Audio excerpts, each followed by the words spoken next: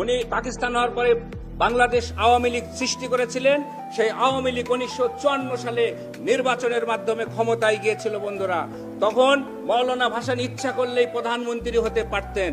উনি প্রধানমন্ত্রী না হয়ে হুসেন শহীদ সোহরাওয়ার্দীকে প্রধানমন্ত্রী করে একটি ইতিহাস সৃষ্টি করে গিয়েছেন যে একটি ব্যক্তি যদি দলীয় প্রধান হয় এবং রাষ্ট্রপ্রধান হয় তাহলে দেশ চালাতে ভারসাম্য থাকে না, ঝামেলার সৃষ্টি হয়।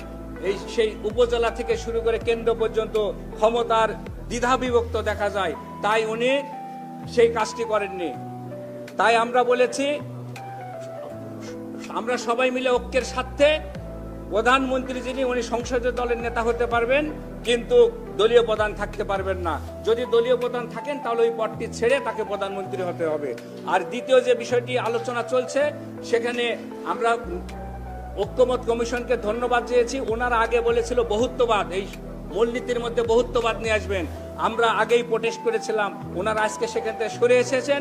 ওনারা সে আলোচনার মধ্যে একটি যোগ করেছে ধর্মীয় স্বাধীনতা। আমরা আলোচনার যখন ফ্লোর পাবো তখন বলবো ধর্মীয় স্বাধীনতা মানে এই নয় যেন যে কোনো ব্যক্তি বা দল, যে কোনো মানুষ অন্য ধর্মকে আঘাত করে। ধর্মীয় স্বাধীনতা বলতে এখানে উল্লেখ করতে হবে যার যার ধর্ম সে পালন করবে, অন্যের ধর্মকে আঘাত করা যাবে না, অন্যের ধর্মীয় নেতাকে